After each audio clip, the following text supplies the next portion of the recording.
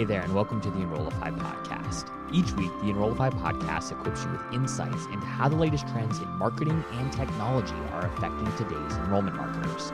Every episode is designed to inspire new, creative ideas for how to optimize the resources you do have to generate the results that you need. I'm your host, Zach Cruz. Welcome to the show.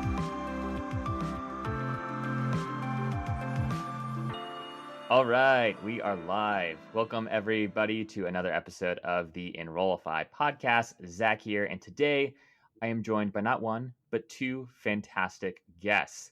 Welcome to the show, Allison and Katie. How are you both doing today? Hey, Zach, we're doing well. Thanks for having us. We're awesome. We're glad to be here.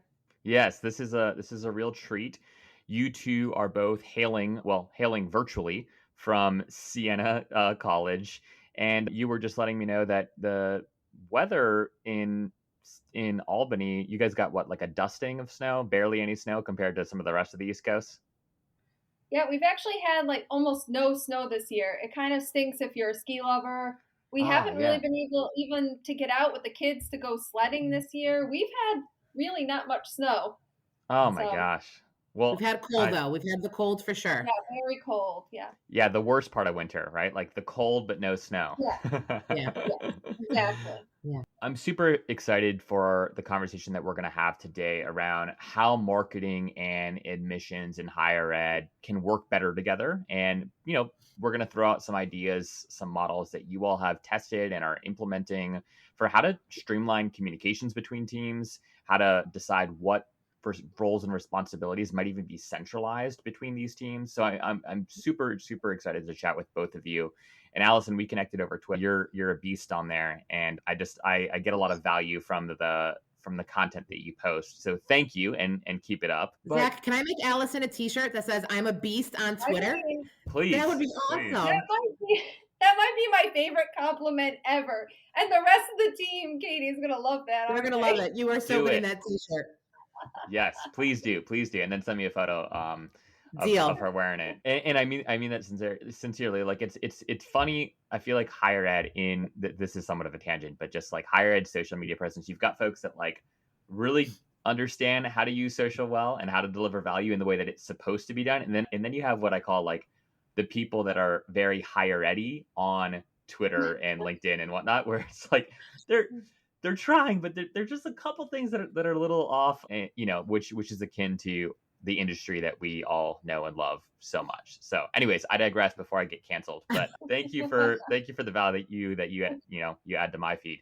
But I want to get started by, asking both of you to just share something that you've recently changed your mind about. So this could be something like, I used to think Twitter ads never worked for recruitment events, but now I swear by them. Or it could be something a little bit more fun, like, I'm now convinced pistachio ice cream is the worst flavor of ice cream ever. Just something to kind of, that's a little bit fun that can kick off today's convo. So Allison, let's start with you, and then Katie, we'll go to you after. Great. Well, I used to think podcasts were lame, but then you asked us to come on yours. So that's kidding.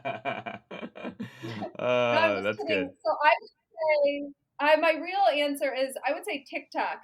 I mean, I knew TikTok was super powerful, especially during the pandemic. I had to delete it from my phone. I would just get sucked into that thing. I mean, how they're working that algorithm, we all, when you experience it, how strong it is, right?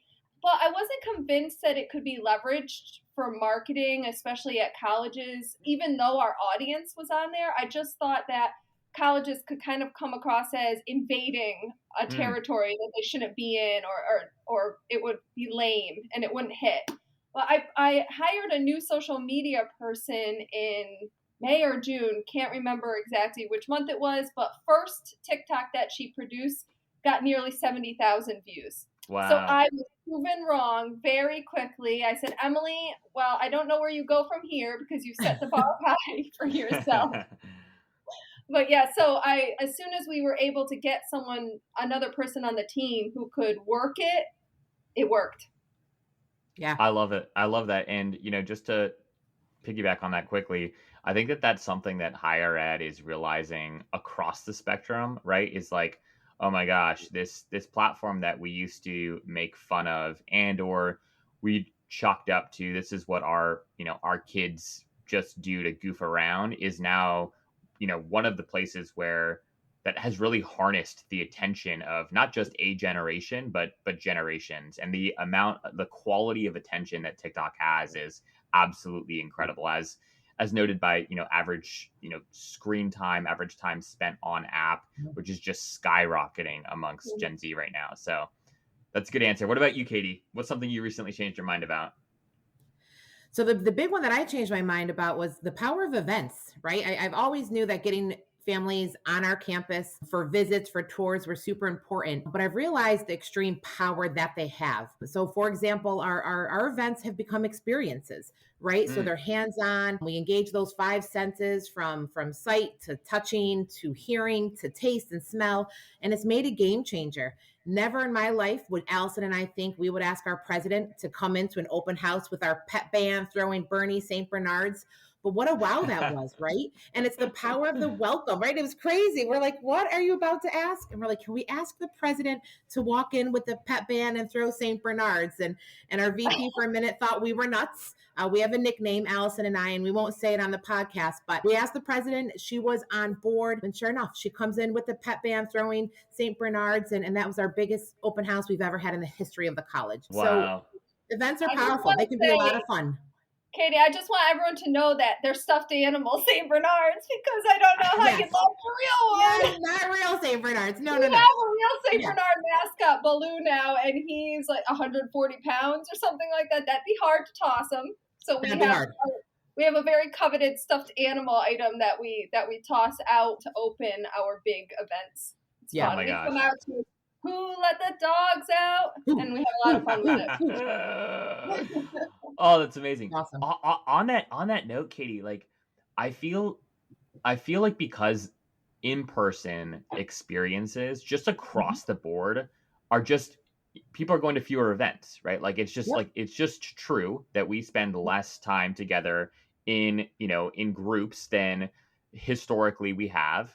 And I think therefore when you're going to go put a bunch of time and money and effort into events, you got to go all out. Like you have to be memorable because again, these are few and far between. And I think that like a mistake that a lot of colleges and universities make is the recruitment events are basically like it's packaging everything that they already have on their website or in their comm flow, and it's just reiterating it again with a microphone in person, right? And it's like, what a snore. Like you have these people, you have their attention.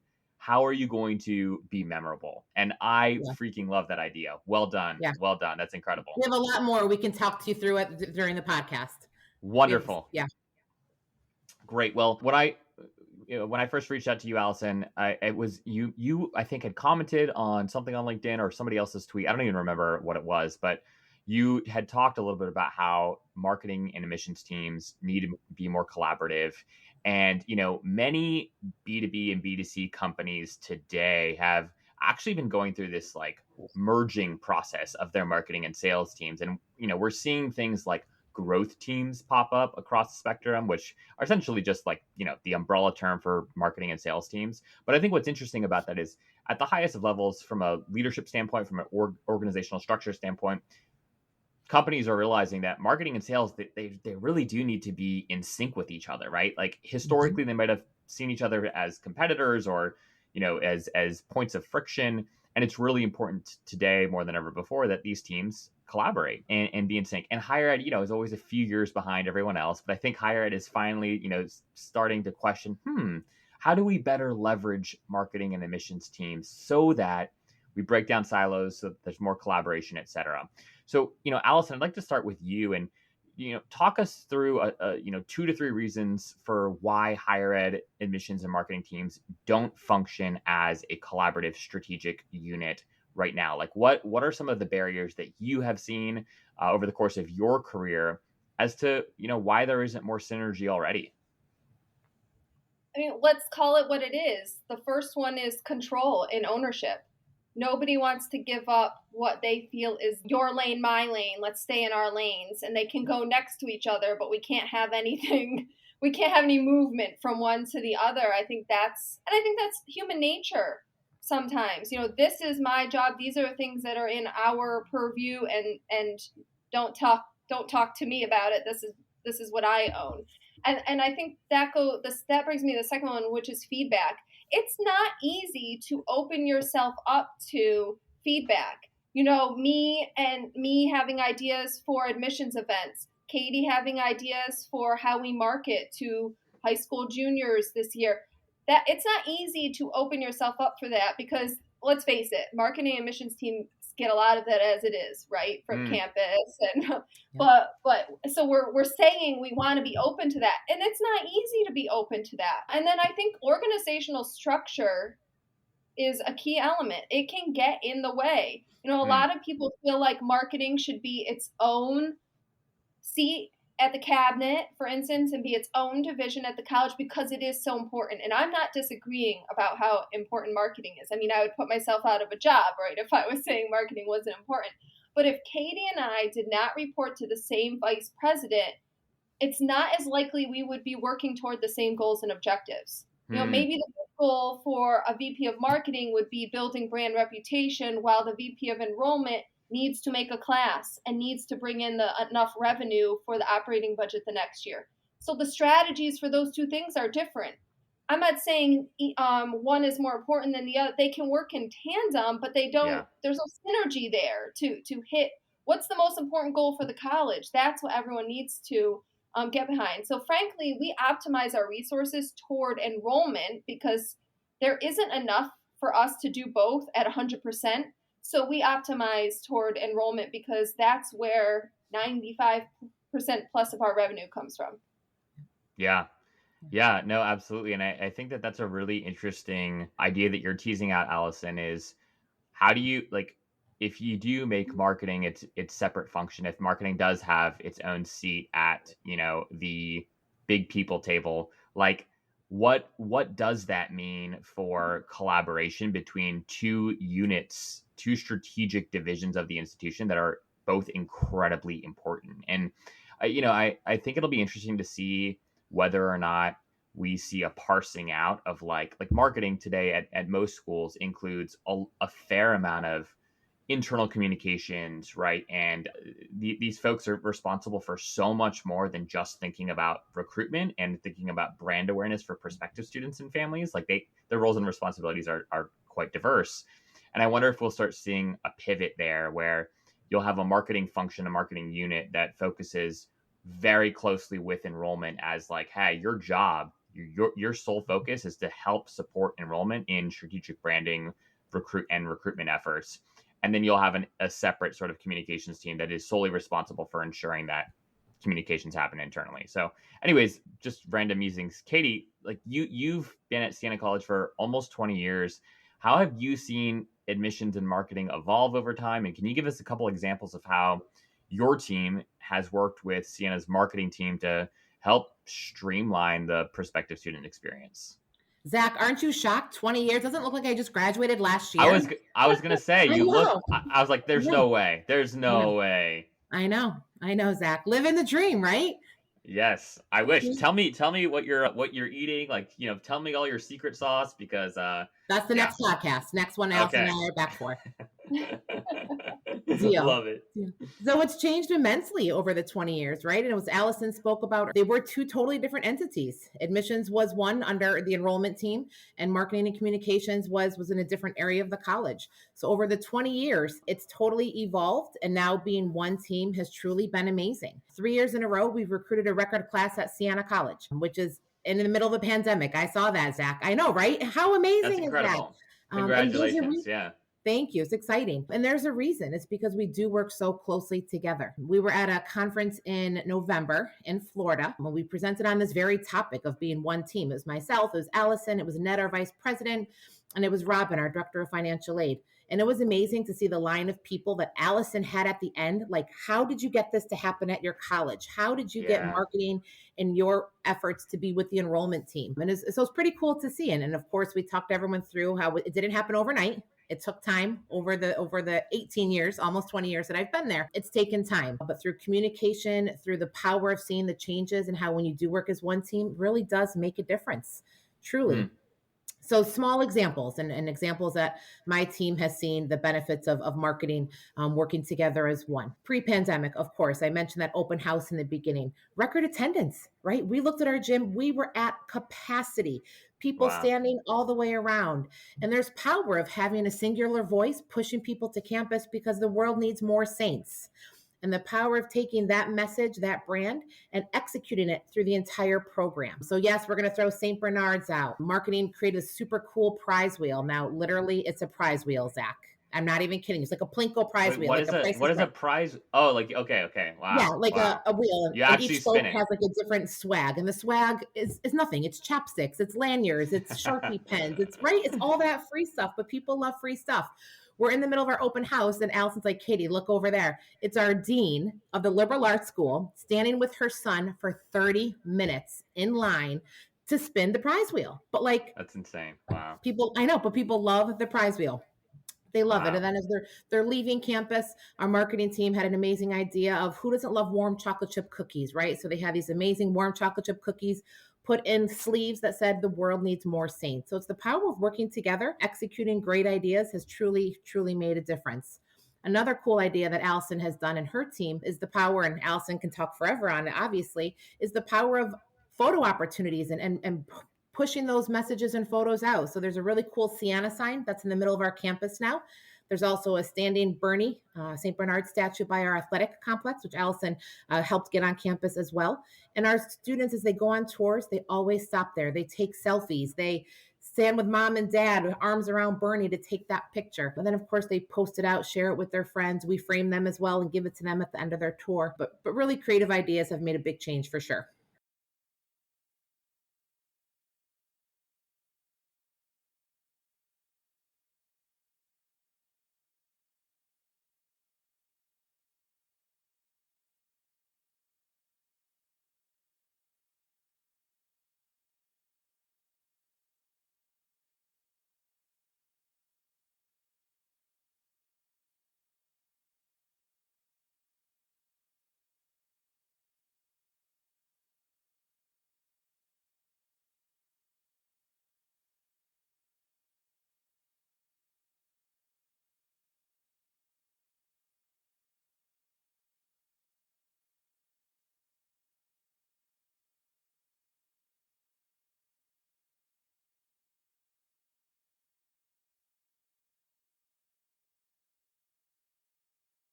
That's remarkable. And again, I think just what you're hitting on to is the importance of really thinking critically about experiential optimization and like experiential design, right? So like how are you being very thoughtful in what is the kind when from the minute people get out of their car, right, at an event, Yeah. what is the experience we want them to have until the point that they leave, right? And Yeah. unfortunately, I feel like for lots of reasons, lots of good reasons, people are understaffed or they don't have budget or whatever it is.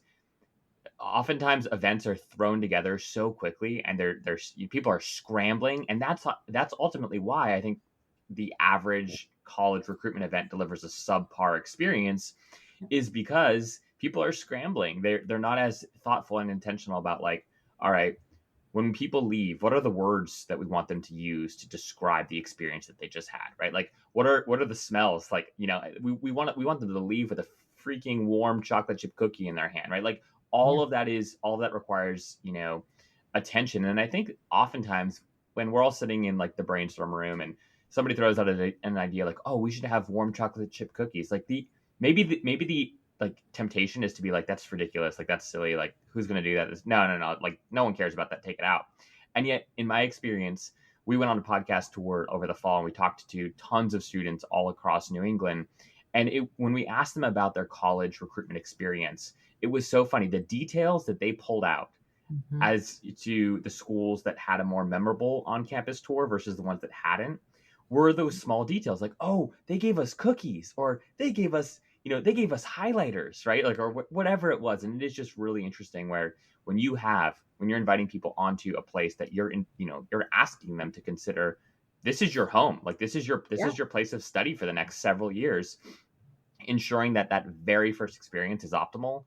That's where all the money is made. Like that's where so much detail needs to be placed. So anyways, kudos to you all for doing that. And Zach, the word is wow, right? We want them to leave the campus like, wow, I can't believe we just experienced that. See, you know the word, Katie, Wow. and that's incredible. Wow. Allison, talk to us a little bit about like the like organizational structure at Siena. So talk to us about marketing, communications, and enrollment. How does it work right now? And then like, how has it evolved over the course of? Well, it's been quite a wild experience I was counting up the other day. I've worked in 4 buildings and I've had 7 offices because these functions of marketing and communications have shifted a lot in my career. Right now, we are under the Vice President of Enrollment. So under Vice President of Enrollment and Marketing is admissions, financial aid, marketing, and then we also have data and operations teams in our division. Okay. And public affairs and communications reports to the Vice President of Strategy and Communications, who is also the Chief of Staff. So that's a more recent change and points to what you were wondering about. You were just wondering a couple of minutes ago, our college is going to move in this direction where communications and marketing sort of become their own thing. And so that's what we've moved toward. However, what I will say is my team, the marketing team, meets with the communications and public affairs team once a week. So because there's overlap, you can't do one without the other. And you need to know what the other team is working on in order to have the best possible outcomes, right? So we still meet really closely. The Vice President of Strategy and Communications, besides Katie, he's probably the person that I talk to the most during the day. So that's a good example of it being separate organizational structure, but by sheer will of the parties involved and the understanding of how important it is to work together, we make that keep happening. Do you think, Allison, that this is like a unique, like, do you all just work really? You and Katie have both been there for a while. Is it because you guys have high trust, and are there lots of other individuals that have been at Siena for years, and therefore there's this high trust? So this sort of like natural evolution of organizational structure is even possible, because there is a lot of turnover in higher ed, and there's a lot of people moving around, and I think that from what you just described, it sort of sounds to me like you guys have really great relationships kind of across the board, and that is the foundation for why you're able to be so collaborative and also sort of like be so innovative in how you've structured how work happens. I do think that's key, but we wouldn't have been able to build it. We wouldn't have even had the opportunity if we weren't working in the same division. Does that make sense? So that move from when the office I was in was reporting into the president's office, but it wasn't a cabinet position. There was a director of marketing and communications. Actually, it was director of strategic communications and integrated marketing, which I always hated because what are you doing if your communications aren't not integrated? I was like, no. But anyway, so we didn't have the opportunity until we were under the umbrella with the Vice President of Enrollment. We didn't have the opportunity. From there, that's where the trust has been built. And I do think how we've progressed has been organic and natural because of that. But it had to start someplace. We had to prove it to each other for it to work. When you all think about, like, walk us through a joint meeting between you and Katie, like oh, this is good question then. How do you guys structure your meetings? What do they look like? Like, who's talking? What are you trying to solve? Like, how do you guys think about collaboration time? Katie, you take a stab at this one. I love it. So I think that's one thing that is unique to our team. So we, as a whole, enrollment and marketing, we meet twice a month. The entire team, financial aid, admissions, marketing, operations, data, everyone, technology work meets together. And the goal of that is communication, right? Updates on every department. So all of the leaders within each department, myself and Allison and Kathleen for financial aid, we all do updates within our department. But the most powerful part about that meeting, especially when they're in person, and one of the two each month is in person, we start with a nice breakfast. Our cafeteria does a nice little treat for faculty and staff on Thursdays, free breakfast. So we all meet. It's just being together, right? It's catching up. It's the pandemic has been hard, right? And if there's one thing about admissions and marketing and financial aid, we're people, right? There's a reason I've been in this job for almost 20 years, Zach, because I love working with people. It's the energy I have with students. So when we put us together in a room, and we're able to catch up and have that conversation with each other and just say hello, it's powerful. And then we turn to, of course, the work, and we do updates of each department. And then we end it with what's on your mind. And we get questions on everything and anything. We always address every question. And I think that's found to be really powerful. But there's a lot of voices, a lot of talking, which we wouldn't want it any other way. And then the communications and public affairs group, they actually come to those with us, even though they're in a different division. And on the leadership side, the leadership team of enrollment and marketing and the leadership team of the strategy and communications group, we all meet 2 times a week. So we are looking at data in real time together. The ideas are coming out. It depends on what's in front of us. Is it a financial aid strategy issue? Is it a marketing issue? Is it a yield thing that we're trying to work on? We all come together to solve those problems. Wow. So just so I can understand this correctly, I want to throw a couple scenarios at you guys and let me know how you would tackle this as a joint unit. Well, this is fun. So let's say, right, Katie, you and your team have spent the better part of 6 months putting together a new ComFlow, right? And it's you finally feel good about your post-inquiry ComFlow. It's rocking. You guys feel great about it. You're about to go live with it. You do go live with it. And then 3 months later, the first couple emails seem to be doing well. But then after that, there's just huge, dips in opens and clicks. And you're like, oh, gosh, what is it? Like, how do we improve these communications? Is it the content? Is it the fact that these leads, these inquiries just aren't super qualified, whatever it is? Maybe there's search names. Would you ever like tap into Allison and her team and then get together in a room and say, hey guys, let's like analyze our ComFlow together. Like what's working, what's not? Like, are we driving home the brand messages or the UVPs that you all are touting from the rooftops? Like in a very concrete example and a context, I should say, like ComFlow optimization, how might your 2 teams intersect? Oh my God, Allison and I are laughing hysterically. So the ComFlow belongs to Allison and her team. They are the ones who create the communications. They are the voice that's consistent. The emails come from the admissions counselor. So we're the ones building the relationships with the students and their families. But the ultimate email construction, the voice, the timing of the emails, when students enter the funnel and how, all of that is with Allison and her team. That change took, which is super, super powerful. So to answer your question, Zach, that belongs to Allison, but weekly and daily, I mean, every day, Allison and I talk nonstop. If there's an email that isn't producing great results, we let Allison know. Allison will then bring it to her team. They're able to see the click rate, how people are engaging with the emails, very open dialogue, and go back and forth if there's an email that isn't working, or if there's one that they sent out and wow, I can't believe what that produced. Like we just sent one out that I can't believe the responses I'm actually getting. It's pretty powerful. And so communication is key, but the ComFlow belongs to Allison.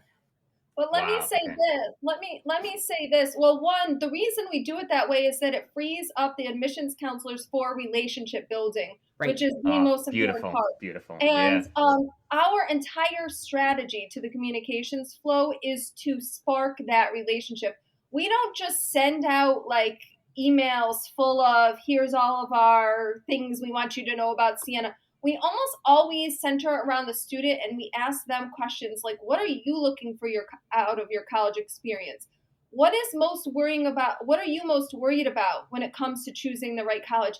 Then the admissions counselor can tailor the Siena message based on the student's response. Instead of just spouting off all this stuff about Siena, we find the exact right thing that student wants to know about and that student cares about. And we have these engaging conversations happening. And that's where another good example comes up, the training. The admissions counselors are so well trained onto the brand messaging and on the programs at Siena that they can then respond one-to-one to all the students. I mean, every student has a unique response, and the admissions counselors are so good at meeting that student exactly where they are. That is super, super helpful, and I appreciate you walking us through that. That collaboration is unique. Oftentimes, at least the schools that I talk to, like admissions typically owns the post-inquiry, post-app ComFlows, and there's always this like tension between marketing and admissions as to, marketing has an idea for a better subject line or a better preview text or whatever it is for the email, and admissions is a little bit territorial. So it's interesting to kind of see how you guys have been able to overcome that. Another quick scenario. So Katie, you and your team talk to students a lot, right? You have a really good sense of, this is what people think about Siena. This is what these particular student persona populations, this is how they perceive us.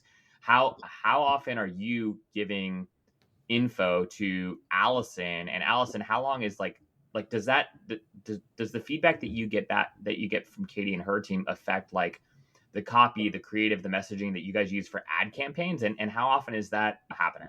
There's many times my teams will have an idea and maybe there's a subject line that isn't working of an email. Maybe there's a better way we can approach it. And I think the fact that we do work so closely and that we meet regularly, we're comfortable doing that with each other, if that makes sense. So my team doesn't have to necessarily just come to me. They do, but a lot of times they'll go right to Allison and say, hey, Allison, have you and your team ever thought about this? And I think that's pretty powerful in terms of the relationship that our teams have within each other. And vice versa, we source a lot of our copywriting and ideas right from the admissions team, the financial aid team. They're working on the front lines and hearing from the students one-on-one. So we were trying to come up with some new FAFSA generation ideas a couple weeks ago. And I said to the director of financial aid who had worked a weekend's worth of visits that the week before, I said, what are the families asking you? And she gave me a rundown. These are the questions I'm getting right now. So we centered the copy and the message around the thing that was on the parent's mind. And we used that to help generate more filers. And it worked. So, I mean, I go to them because they're the ones who are hearing it firsthand. That is super, super valuable. And when we put something out, I am the first one Google chatting Katie's team. Are you getting responses to this email? What are they saying? So it's easy flow back and forth of communications, and it's really important to us. So, Katie, what has been most helpful over the last few years where this collaboration has, it sounds like, been a little bit more when you think about the past few years compared to before you all spent as much time collaborating, working together before marketing and admissions were housed within the same division, like what is the difference that you see, or what are a couple of differentiators between the now and the then? Yeah, I think that the biggest differentiator is that we're able to focus our attention where it needs to be, and that's relationship building. So when the student responds to that email, they are highly engaged with Siena. Siena's on their radar because they're taking the time to answer that email. In years past, a one-size-fits-all email doesn't necessarily meet each student. Now that it's personal, it's targeted towards the student, they're responding. There's an email response I got over the weekend. It's almost 2 pages long, Zach. And it was a simple question of, I'm so excited you applied to Siena. What is it you're looking for in a college? And this response was amazing. Now think about it from my standpoint, Zach, and my admissions team, our standpoint. When we get those responses, the power of the follow-up, inviting them to campus to meet with that faculty member who will be a part of their experience, to go on a tour with a history major, right? It just makes it so much more meaningful. So the biggest change has been the opportunity to create, we've always created relationships, but they're really meaningful relationships now, and they're really personal. And the key personal is such a differentiator because students they're unique. Every student has a different vision of what their 4 years is going to be like. So you've got to take time to help show them that vision. And this partnership has allowed us to be able to do that. That's a fantastic answer to the question. Allison, what would you say? Like when you think about the now versus the then in terms of how your teams have worked together, have collaborated to really optimize this unit and optimize enrollment marketing for Siena. What are a couple of key things that come to mind that stand out between how things are working, why they're working now versus how they used to work? Honestly, before we were working in this way, I'm not positive what difference we were making. The way we're working now, you can see the results, you can feel the results, you know that you're helping Siena to achieve the goals it needs to achieve. It really didn't feel like that before. it just didn't. We had these goals, but they weren't tied to what Siena really needed in that moment. And that's what we're doing here. So we're able to get all of our resources and our thinking on this path together. And it's a game changer. Katie mentioned the 3 classes that we have, the 3 record classes in a row. Those classes were also increasingly more diverse, and we held our discount rate. We did not go out and just start throwing money at this problem to get more people to Siena. We together, by relationship building and having the right marketing messages, we've really created this synergy, and the right financial aid modeling. We've really created this synergy where there's demand for Siena. We weren't doing that before we were working like this. We were not creating demand for Siena. So fun. So well said. So I have to follow up on that quickly, Allison, here. One of the things that I've talked to so many different folks who are working in admissions or working in marketing in higher ed over the last couple of years now. And the big question that I think a lot of folks wrestle with is exactly that. Like, how do you parse out the impact that marketing has versus admissions has? Like, and who gets credit for what, right? Like, how do we understand marketing attribution in its purest of senses? And there are tools out there, there are software that help do that. But ultimately, at the end of the day, I don't think, I'm a big HubSpot fan. I love HubSpot, and HubSpot's an incredibly powerful marketing attribution tool for higher ed. But where it fails is, at the end of the day, if the teams themselves, if the people on the marketing team and the people on the admissions team aren't in sync with each other and aren't that feedback and that flow isn't there, your insights are just so limited with respect to your impact from just a reporting tool, right? From just a marketing automation software. And so what I love about what you just said, and what I hope people will take away from this, is like, we're entering a season in our industry where attribution is more important than ever before, right? Money, people don't have lots of money to go spend on marketing and recruitment. And depending on your context and depending on your situation, right, your budget might be slashed from where it was a couple of years ago. And I think now more than ever before, schools need to really understand what's working, like, and what's not, and why, and what of marketing's resources, which of the campaigns that they're running are actually yielding the qualified students that Katie and her team need to be speaking with, and then vice versa, right?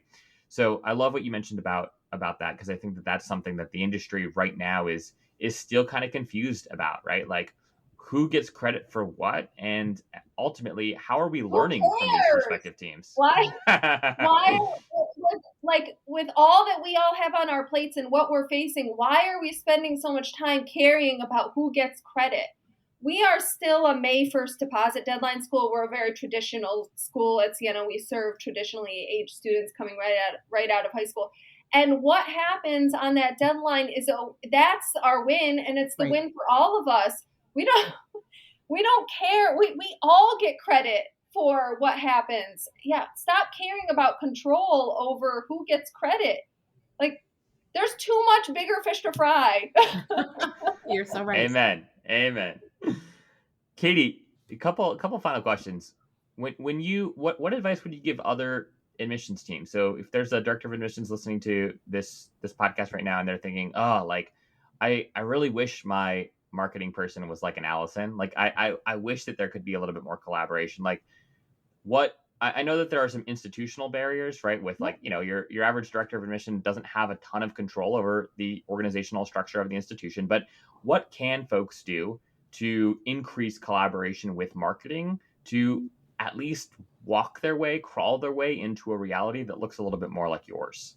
I love that question. And I think the answer is simply engage in the conversation, right? So if you've got that marketing partner, you don't work closely with them, pick up the phone, schedule a half an hour chat, and let's just start at the beginning and see what small impacts you can make. It's not going to be huge and grandiose overnight. It's going to take time to build, but start with something simple. Maybe it's a everyday weekday tour that you offer students. Sit down together and start with the simple communications, what message you're trying to portray, how can you make that tour fun and engaging, and simply just starting with a 30-minute, let's throw some ideas together.